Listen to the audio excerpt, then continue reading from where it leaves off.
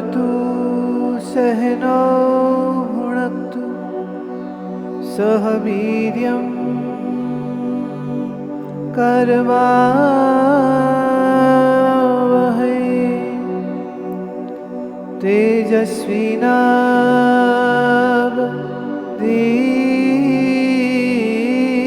तेजस्विनावधीतमस्तु मा विद्विषावहै।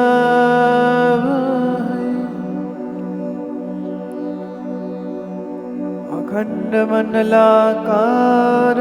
व्याप्तं येन चराचरं तत्पदं दर्शितं येन वन्दे श्री गुरुवे नमः।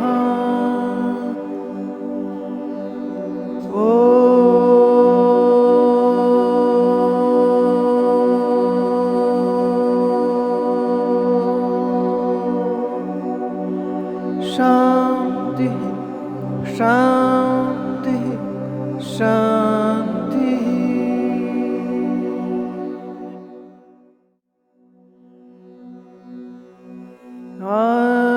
आनंदोहम आनंदोहम आनंदोहम परमानंद आनंदो।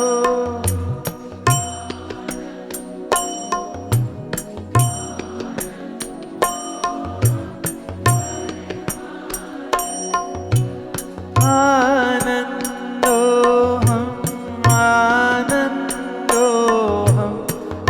आनंदोहम परमानंद आनंदोहम।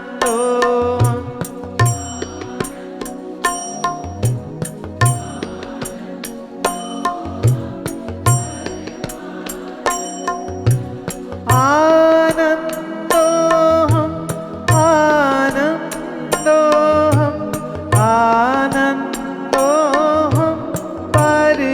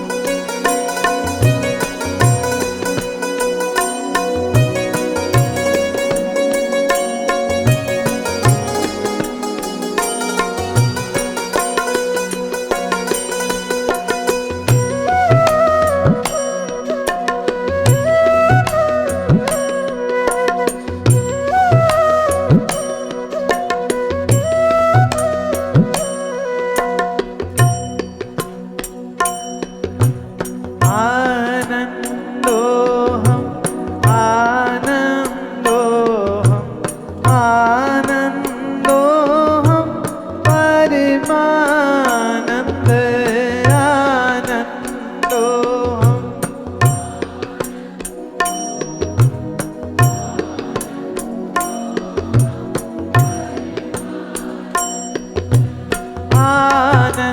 आनंदोहम आनंदोहम आनंदोहम परमानंद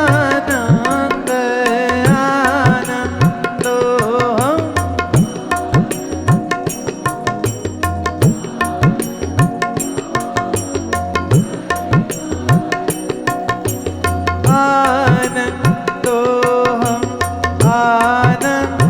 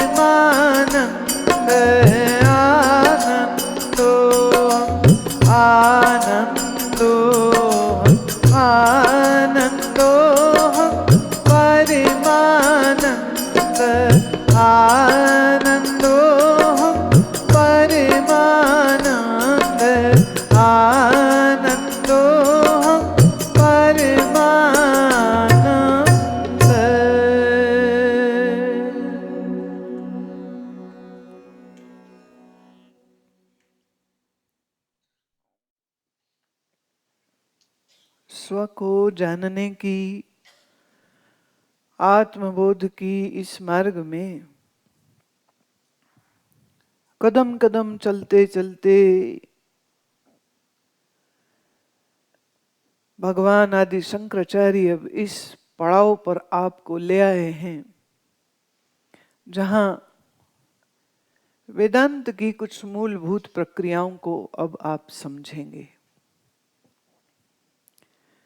इन प्रक्रियाओं को, इनकी शब्दावली को समझना बहुत आवश्यक है, क्योंकि मन के भेद, मन के संशय, मन के भ्रम इसी से दूर होंगे। तो अब प्रवेश करते हैं 41वें श्लोक में।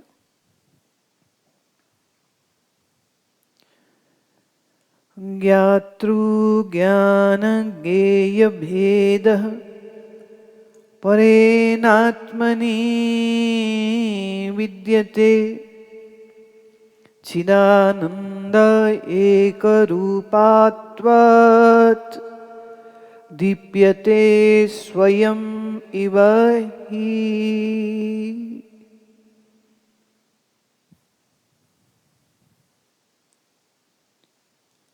चिदानंद एकरूपत्वात् दीप्यते स्वयमेव तत्।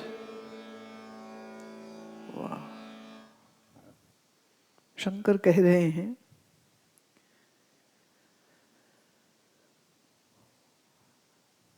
जानने की तीन अवस्थाएं, जानने की प्रक्रिया में तीन का समावेश होता है। एक जिसे हम कहेंगे ज्ञातृ, ज्ञान और ज्ञेय। ज्ञातृ श्लोक में आया है, लेकिन आमतौर पे हम इसका उपयोग इस शब्द से अधिक करते हैं जिसे कहते हैं ज्ञाता, ज्ञान और ज्ञेय। ज्ञाता, ज्ञान और ज्ञेय। ज्ञेय अर्थात जिसको जाना गया,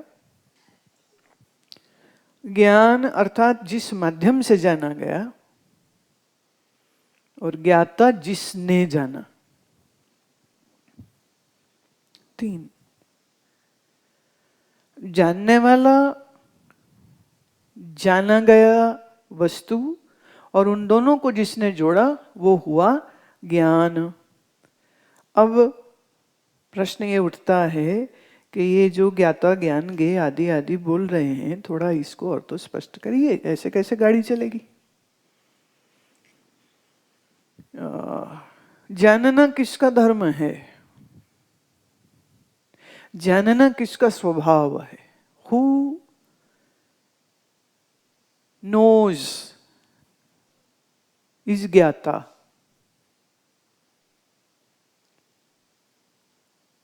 The medium through which it was known is knowledge, and what was known is the object of knowledge.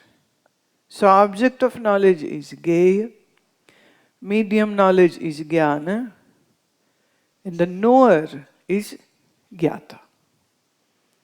So ज्ञाता ने ज्ञान के जरिए ज्ञेय को जाना। पकड़ रहे इतनी बात? ज्ञाता ने ज्ञान के माध्यम से ज्ञेय को जाना। तो ज्ञाता, ज्ञान, ज्ञेय। अब इस तीन को हम बोलते हैं त्रिपुटी। ये भी वेदांत की भाषा है। त्रिपुटी, तीन पुट हैं, तीन चीजें हैं जो हो रही हैं। उन तीन के बगैर काम नहीं हो सकता है। तो ज्ञाता, ज्ञान, ज्ञेय, त्रिपुटी। तीनों को एक साथ बोले तो बोलेंगे त्रिपुटी। अब इस त्रिपुटी में से एक भी ना हो तो जानना नहीं हो सकता। माने ज्ञाता तो हो, ज्ञेय ही ना हो, किसको जानेगा? ज्ञाता तो हो, ज्ञेय हो, ज्ञान का साधन ना हो, कैसे जानेगा? ज्ञान तो हो, ज्ञेय भी हो, ज्ञाता ही है नहीं, कैसे जानेगा? तो ज्ञाता भी है, ज्ञान भी है और ज्ञेय भी है, तीनों हैं एक साथ। अब मैं इसे और सरल शब्दों में अभी बताती हूं।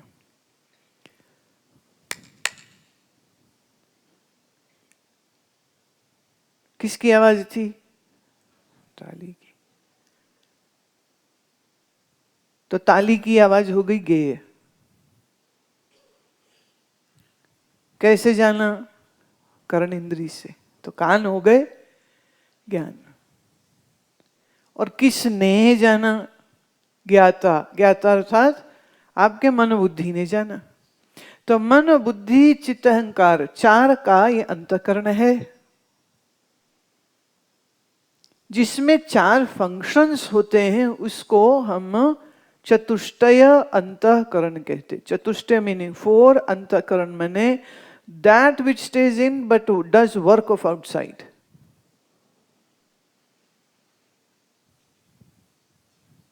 जानता कौन है? बुद्धि जानती। मन तो ऑप्शंस दे देगा। जैसे एक छोटा सा गेम खेलते, सब लोग आंख बंद करिए। हम कुछ आवाजें सुनाएंगे आपको। अब जिसको समझ लग जाए वो हाथ खड़ा कर देना और बोल देना कि ये चीजें है।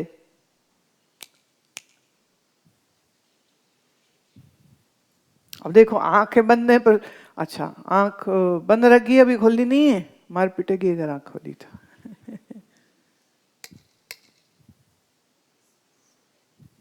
हाँ बोलो। नहीं, और आंख खोल के कैसे बोल सकते हो? आंख तो बंद रखो, अभी पूरे टाइम बंद रखनी है आपने, खोली नहीं है आंख, मार पड़ेगी, आंख नहीं खोलनी।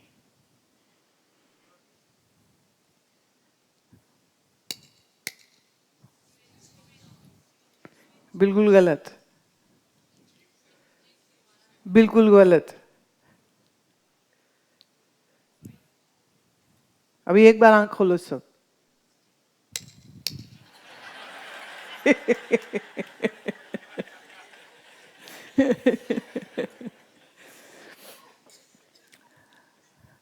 अब देखिए ऑप्शंस कितने आए कि ये आवाज, एक ने बोले जीभ से कर रहे हैं।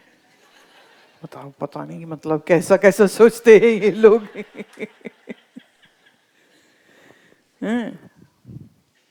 तो मन क्या है, ऑप्शंस दे रहे थे। एक ने कहा कि वो पेन का बॉल पॉइंट को ऐसे चला रहे, एक ने कहा डेस्क को बजा रहे हैं। अब कान ने सुना है पर फिर भी ज्ञान नहीं हो रहा। क्यों? क्योंकि उस आवाज का उतना कंफर्मेशन पहचान से हो ही नहीं रहा था। अब जैसे ये पट से सब समझ गए, मतलब तुम चुटकियां ही बजाते आए हो। पर दूसरी आवाज नहीं पहचान पाए। तो आपकी क्या बुद्धि मतलब पागल हो गई थी कि समझ नहीं लग रही थी?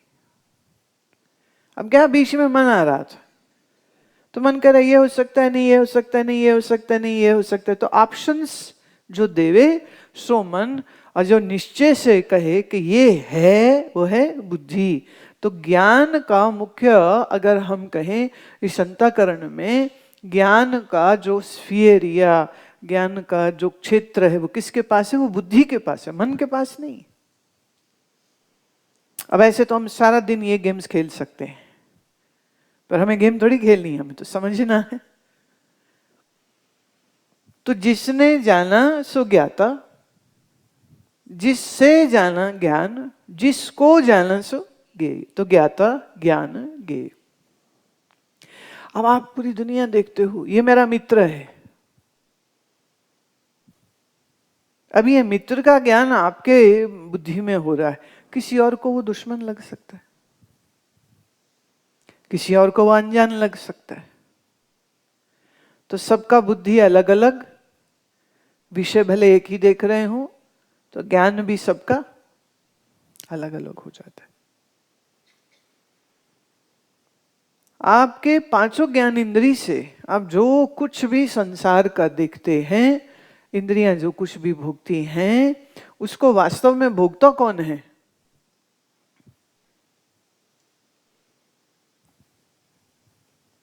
ऐसे समझो। अभी क्या नाम है?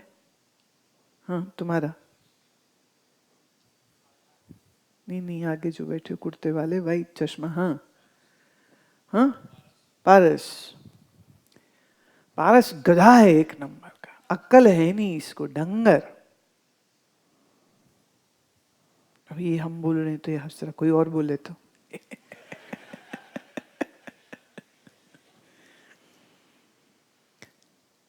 पारस ने सुना कोई गाली दे रहा है, पारस को गुस्सा है, पारस लड़ने चला गया कि तुम गाली क्यों दे रहे हो हमें?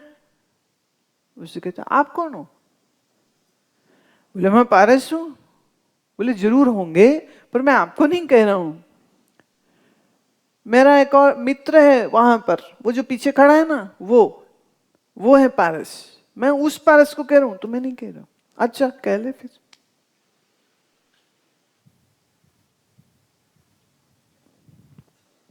अब शब्द तो वही है,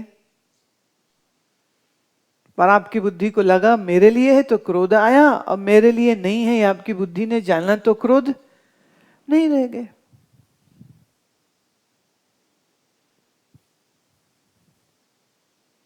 तो बाहर शब्द क्या है इससे फर्क नहीं पड़ता है, आपकी बुद्धि ने क्या जाना है उससे फर्क पड़ता है।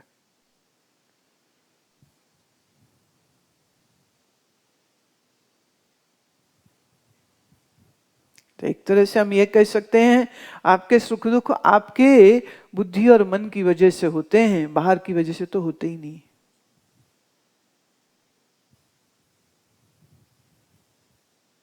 अब आंख ने देखा, बाहर रंग दिखा, मन ने कहा क्या है क्या है, उसने ऑप्शंस दिए, बुद्धि ने कहा अच्छा ये है, तो हम कहेंगे इसका। अच्छा लेट्स से इस फ्लास्क का क्या रंग है, बोलिए।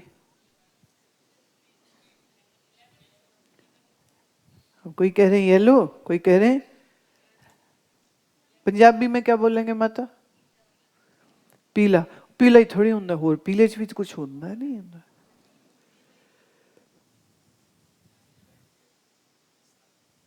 पिस्ता? ये किसको पिस्ता याद आ रहा है? हाँ वो कह रहे कच्चा पीला, हाँ देसी जुबान में उसे बोलेंगे कच्चा पीला। अब रंग तो एक ही है,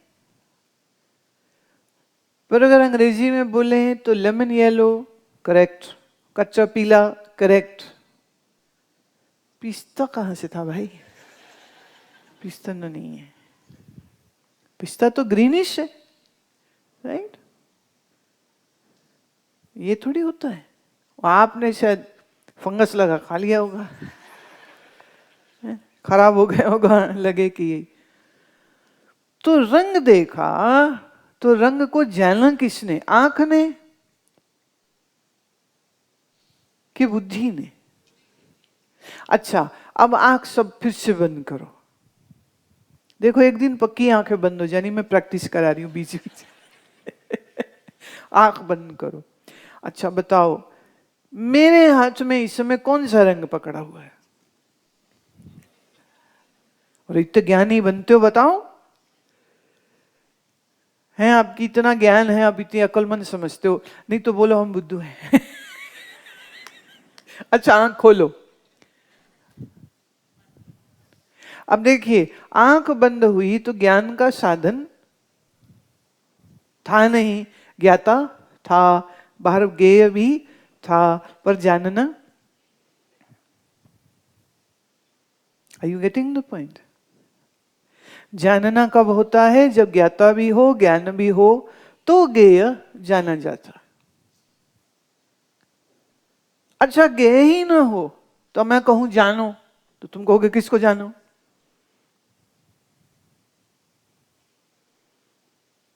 जैसे हम कहें कि स्वामी अनंतानंद बाजार जाओ और वो ले आओ, बाजार जाओ और वो ले आओ, और वो वहां मिलेगा। अब आप क्या लेके आएंगे बताओ? तो ज्ञेय भी डिफाइंड होना चाहिए। तो ज्ञेय, ज्ञान और ज्ञाता, संसार ये है। संसार बस यही है और कुछ है ही नहीं। पहाड़ किसने जाना? ज्ञाता ने। आसमान, चांद, सूरज, तारे, आदमी, औरत, बच्चे, बूढ़े, अच्छा बुरा, पाप पुण्य, धर्म अधर्म, किसने जाना? हाँ।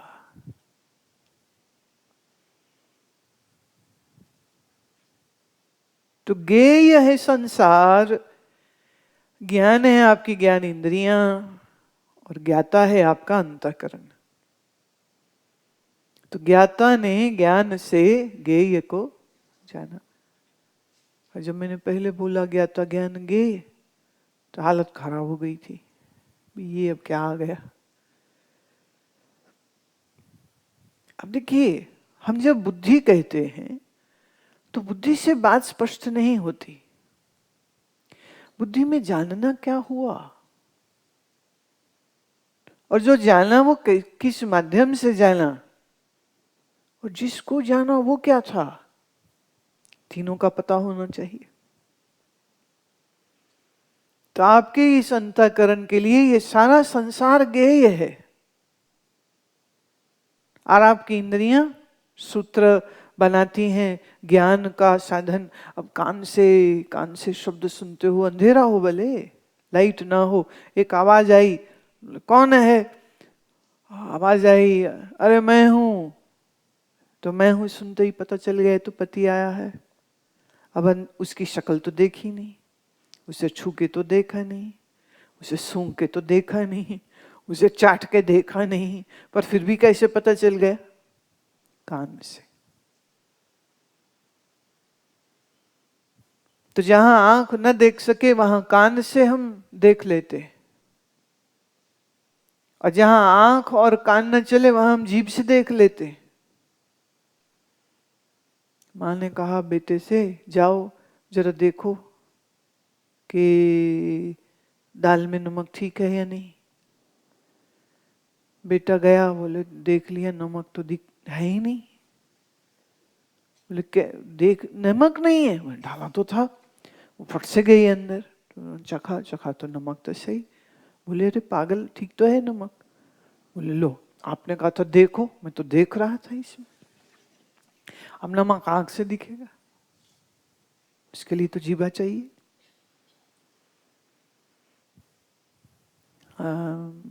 कोई हमें कह रहे थे, यहाँ रेनोवेशन चल रहा था, बोले ये पर्दे का कपड़ा आ रहा है तो आप देखें। तो ना अपने फोन में दिखा, बोले ये सैंपल। में पागल, तेरे फोन में फोटो तो दिख सकती है पर कपड़े का टच कैसे, मैं वो कैसे जानूं? तो ये जानने के लिए स्पर्श इंद्री का उपयोग तो करना पड़ेगा।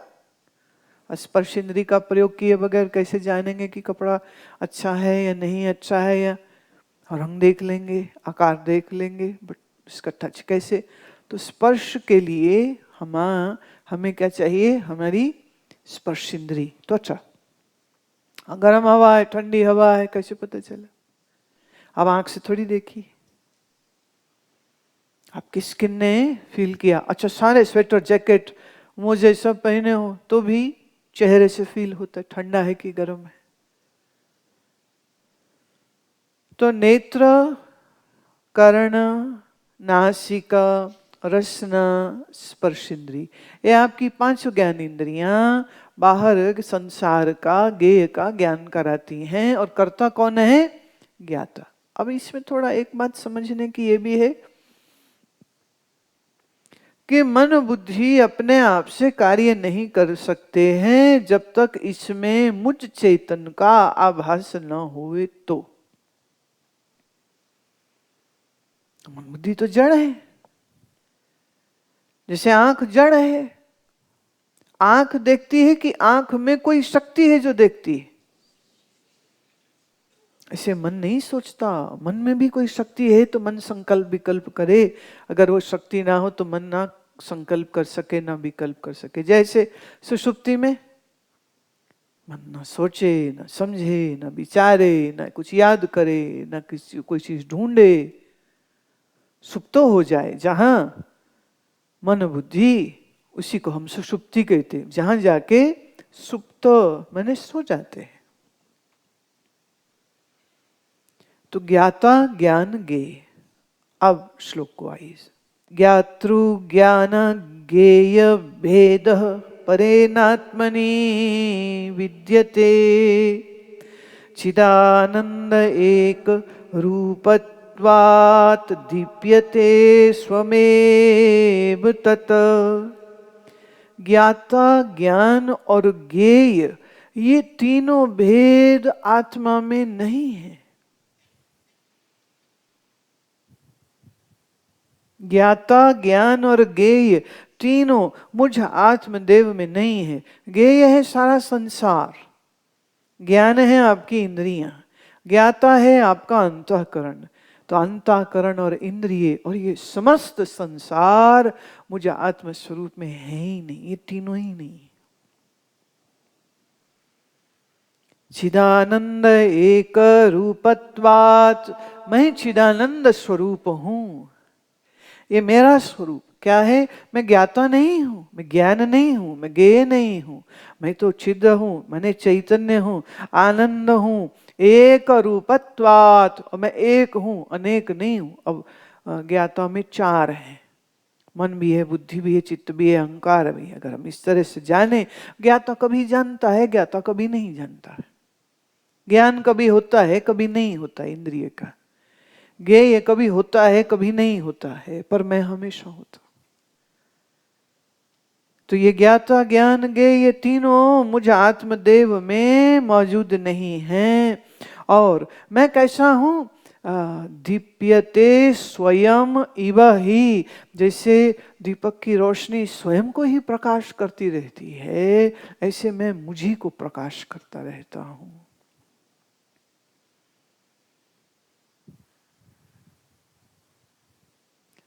तीनों तीनों तीनों जो हैं ये मुझ में नहीं है। ज्ञाता नहीं, ज्ञान नहीं, ज्ञेय नहीं। अच्छा, इसी ज्ञाता ज्ञान ज्ञेय के साथ हम दूसरा भी ले सकते हैं, उसको हम कहते हैं ध्याता, ध्यान और ध्येय।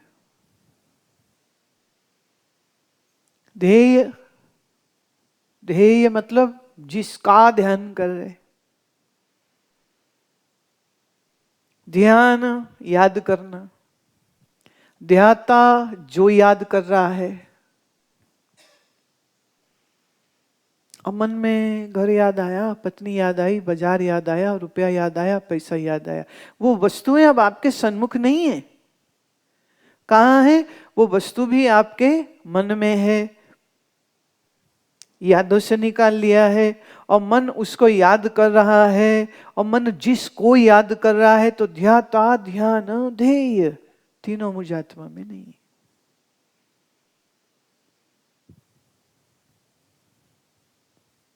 या यूं कह ले, मन जिसका जिसका ध्यान कर सकता है वो मुझ में नहीं है। हाँ, यहाँ देखो तुम बड़े फंसोगे बड़े जोर से, क्योंकि तुम्हारे सारे संत महात्मा शास्त्र कह रहे हैं परमात्मा को याद करो, परमात्मा को याद करो, परमात्मा को याद करो। परमात्मा को जिसको जिसको मन याद कर ले, वो मन की बनाई वस्तु हो सकता है।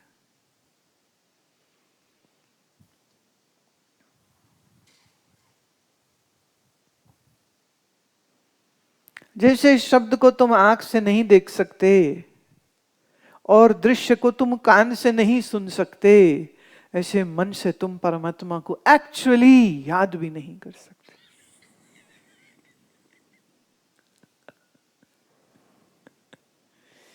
खतरनाक बात है ये।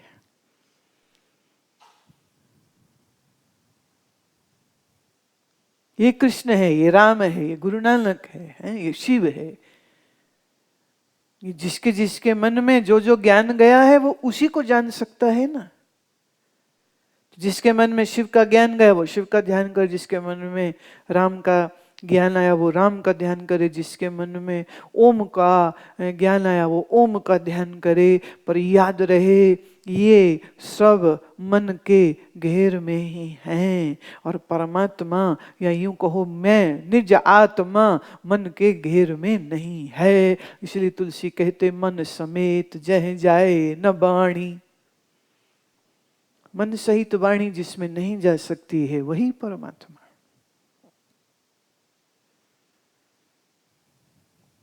अच्छा ऐसे समझो, इस समय आप अपनी खुली आंखों से आनंद मूर्ति गुरु मां के शरीर को देख रहे हो।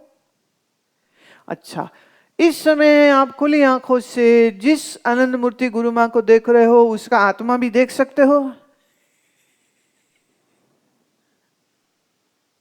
अच्छा, जिन आंखों से तुम बाहर कुछ देख रहे हो उन आंखों से तुम अपना आप देख सकते हो। बोलो।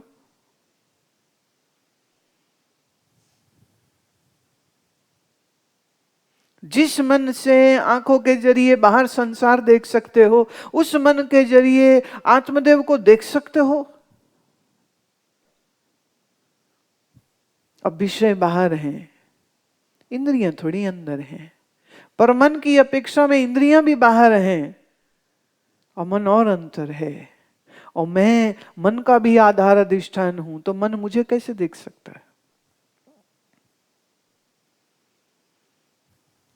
तो ध्याता, ध्यान, ध्येय ये तीनों मुझ में नहीं है। ज्ञाता, ज्ञान, ज्ञेय ये तीनों त्रिपुटी मुझ में नहीं है।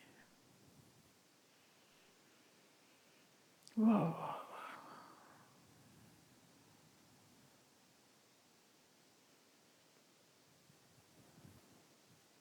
और मैं कैसा है जो आपसे आपको ही जान लेता हूं, जिसके लिए किसी और की जरूरत नहीं रह जाती है। वाह। अगला श्लोक लेते हैं।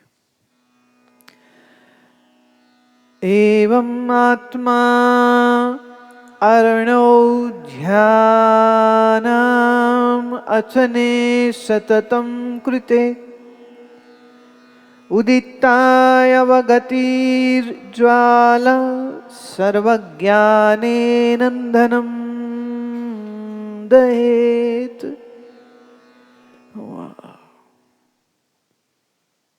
पुराने समय में जब यज्ञ होता था और माचिस की डिबियां या लाइटर नहीं होते थे, तब उस समय पर यज्ञ की अग्नि प्रज्वलित कैसे की जाती थी?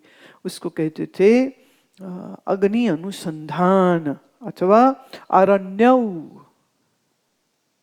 अब अरण्यव में क्या है?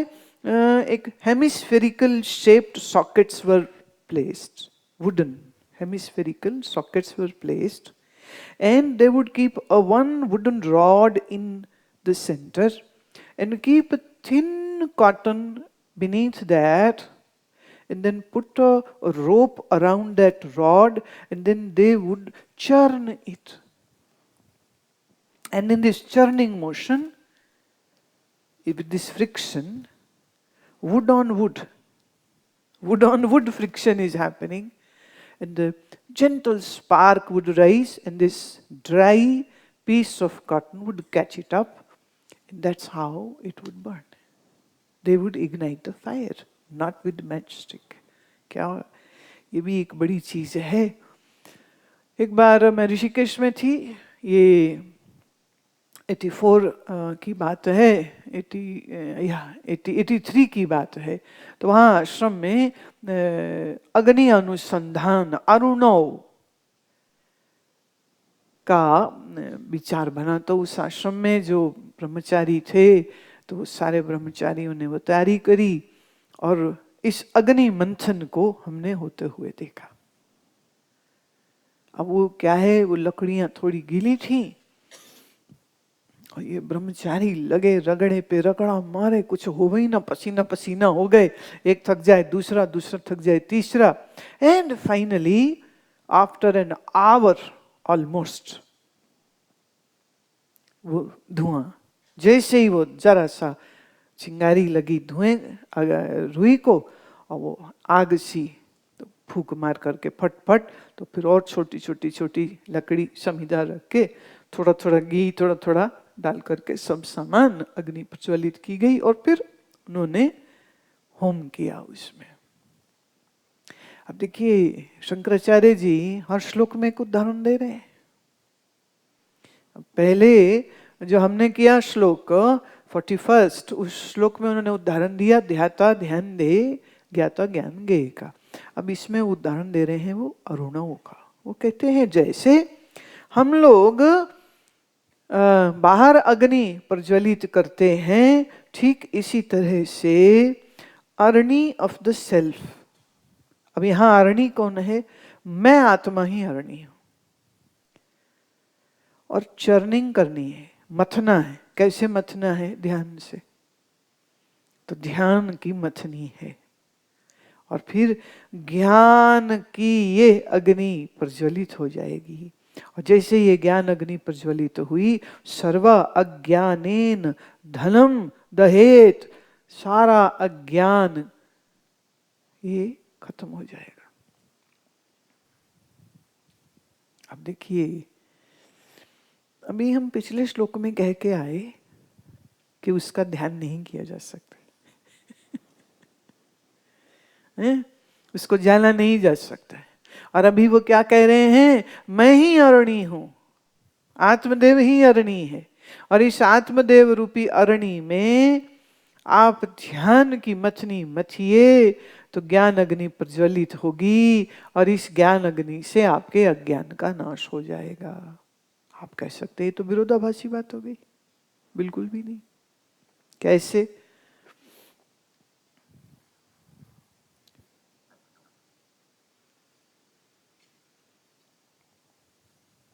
मन के विकारी होने पर, विषयी होने पर, मन के बहिर्मुख होने पर ज्ञान होगा संसार का, गेय का, विषय का।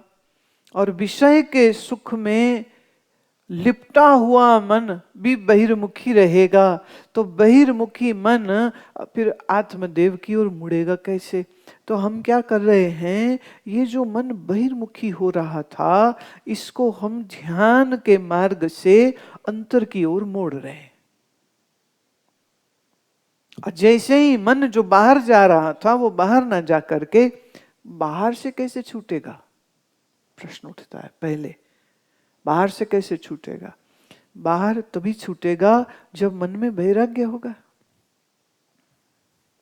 कि असत जड़ दुख रूप संसार मुझे सुख नहीं दे सकता है। और सारा संसार मिथ्या है तो मैं मिथ्या जगत के पीछे नहीं भाग सकता। अब यहीं से टर्निंग पॉइंट हो गया। मन गया अंदर।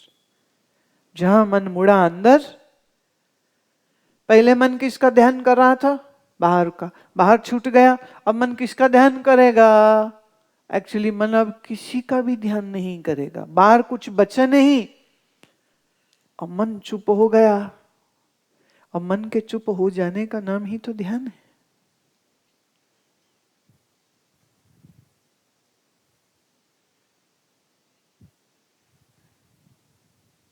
जैसे आप शीशे में शक्ल देखना चाहें और शीशा हो मैला तो शक्ल दिखेगी नहीं, कि शक्ल है ही नहीं। और फिर हमने शीशा किया साफ तो शक्ल दिखने लग गई। तो अब शीशे के साफ होते ही शक्ल बन गई कि सिर्फ दिखने लग गई? ऐसे ही जब मन है बहिर्मुख, विषयी, संसारी, तब आत्मज्ञान कैसे होगा? तो हमने मन के शीशे को किया साफ, विषय वासना से सब साफ कर दिया। मन को एकदम क्लीन कर दिया। क्लीन करने का मतलब अब मन में किसी विषय वासना का कोई ध्यान नहीं, सब गंदगी मैल गई। गंदगी मैल के जाते ही आत्मा दिखने लग गई। जो हमने शीशे का एग्जाम्पल लिया ना कि शीशे के साफ होते ही शक्ल दिखने लग गई, ऐसे ही हम कह सकते हैं कि मन के ध्यानस्थ होते ही आत्मा बोध होने लग गया। कि आत्मा कहीं से लाए हम। अब देखो, मन ने आत्मा का ध्येय की तरह ध्यान नहीं किया है। ध्यान मतलब सिर्फ हमने बहिर्मुखी जाते मन को चुप करा दिया।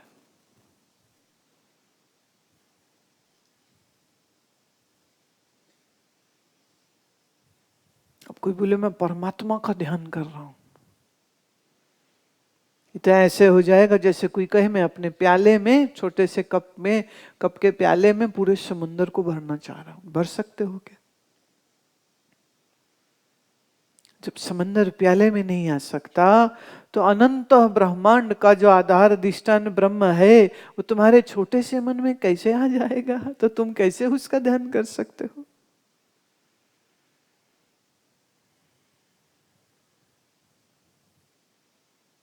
बड़ी अजब बात है ये। अब जिनके मन में शुद्धता ना होगी, जिनके मन में अशुद्धियां होंगी, जिनका मन पवित्र ना होगा, वह ऐसी वचन सुनते ही कहेंगे लो ये तो छुट्टी मिल गई, भगवान का तो ध्यान हो ही नहीं सकता, तो अब से छोड़ो, चलो अब ब्लैक मार्केट करो, टैक्स चोरी करो, पैसा लूटो, हाँ जो जी आए सो करो, क्योंकि भगवान का तो ध्यान हो ही नहीं सकता। तो अब हम क्या कह रहे हैं और वो क्या समझ रहे हैं?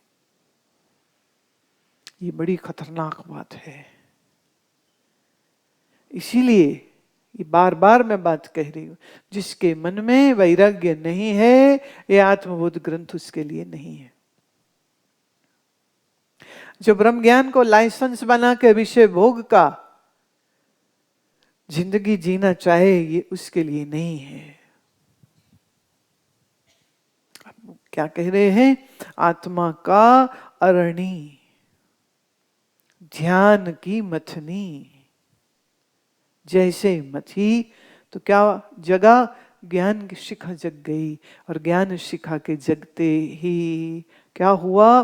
सारा ज्ञान मिट गया। ज्ञान क्या कर सकता है? अज्ञान को मिटा सकता है, और ज्ञान कुछ नहीं कर सकता। अगर आप बेईमान हो तो ज्ञान सुन के आप ईमानदार नहीं बन जाओगे। अगर आप चोर हो तो ज्ञान सुन के आप चोरी छोड़ नहीं दोगे। यह भी हो सकता है कि ज्ञान सुन के आप चोरी और बेबाक होके करें, कि न पुण्यम न पापम न सौख्यम न दुखम, पाप पुण्य मुझे छू नहीं सकता है, अब जो मर्जी करो।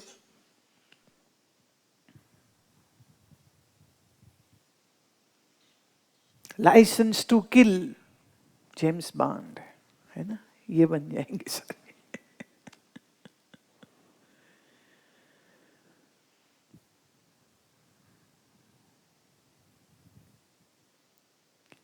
मन के घेर में जो आ जाएगा, मन उसका ध्यान कर सकता है। जो मन के घेर में ना आ सके, मन उसका ध्यान नहीं कर सकता है। और आत्म स्वरूप मन के घेर में नहीं आ सकता है। पर आत्मा का ज्ञान करने के लिए ये मन बुद्धि को एकाग्र होना तो आवश्यक है या नहीं? शुद्ध होना आवश्यक है या नहीं? क्लियर होना आवश्यक है या नहीं?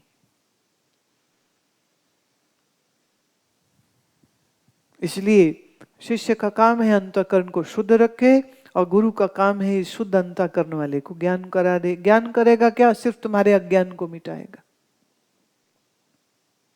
अज्ञान से लगता है कि परमात्मा पता नहीं कहां है। अभी हम एक वृद्ध माता को मिले, तो वृद्ध माता बीमार है, बिस्तरे में है, तो मुझे कहती हैं जी बस आशीर्वाद दो, अब मैं जाऊं। मैंने कहा माँ कहाँ जाए? कहती जहां से आई हूं। मैं कहां से आई है? कहती जहां से भी आई है। शी डजंट नो, परंतु इतना सुन रखा है तो उसको वो रिपीट कर रही कि जहां से आए वहां वहां वापस सब चले जाएं। शरीर बीमार है, उठ नहीं सकती, 2 साल से बिस्तरे में पड़ी है, बेड सोर्स हो जाते हैं, कष्ट है, इन्फेक्शन है, ये है वो है। डॉक्टर कहता है ऐसे तो कुछ है नहीं इनको, और पर वो उठ के बैठ ही नहीं सकती है। अब शरीर से दुखी है तो कह रही शरीर जाए, और सुन रखा है कि हम भगवान के घर से आए हैं तो लगता है कि भगवान के घर वापस चले जाएं। इसमें बड़े सारे सवाल उठते थे कि वो यहां से धरती से कितनी दूर है वो घर जहां से तुम आए हो, कितने हजार किलोमीटर, कितने लाख किलोमीटर, कितने करोड़ किलोमीटर दूर है वो। और आप बेवकूफों को बेवकूफ बनाने के लिए कुछ संप्रदाय ऐसे हैं जिन्होंने भगवान के घर का नक्शा तक बना दिया है। ऐसा भ्रम फैलाते हैं, भ्रम कुमार, भ्रम। सीढ़ियां हैं, फिर गार्डन है, फिर फुवारा है, फिर बाएं जाओगे ये है, फिर दाएं जाओगे ये है, फिर वहां ये है, फिर वहां पेड़ लदे हुए फलों से, फिर वहां ये है, फिर वो बड़ा ही सुंदर, इतना सुंदर है कि जिसका ना भी जी होए वो भी मर के कहीं यहीं जाते हैं। तो 5 स्टार इसके सामने क्या है, इतना खूबसूरत। और वो बड़ा सा महल है, वो महल में भगवान वहाँ रहते हैं, हम वहाँ से आए हैं, हमें वहाँ जाना है। कैसे जाएंगे, हमारा चेला बन जाओ, हम बुकिंग कराएंगे आपकी। लो भाई, यहाँ तो बुकिंग भी होती। ज्ञान हमें कहता है वो दूर नहीं, वो तो सत्य चित्त आनंद व्यापक है। और ज्ञान कहता है जो व्यापक है वो तुझ में भी है, और जो तुझ में ही है तो फिर कौन कहां से आया, कहां से आए और कहां जाएंगे, तो पागलों वाली बात हो गई ना। तो प्रेम भ्रम को तोड़ता है, ज्ञान भ्रम को तोड़ता है, ज्ञान अज्ञान को दूर करता है। और अज्ञान के दूर होते ही, पहले श्लोक में वो कह चुके हैं, ये वो दीपक है जो प्रकाशमान है, और इसके प्रकाश में वो आप ही प्रकाशित हो रहा है।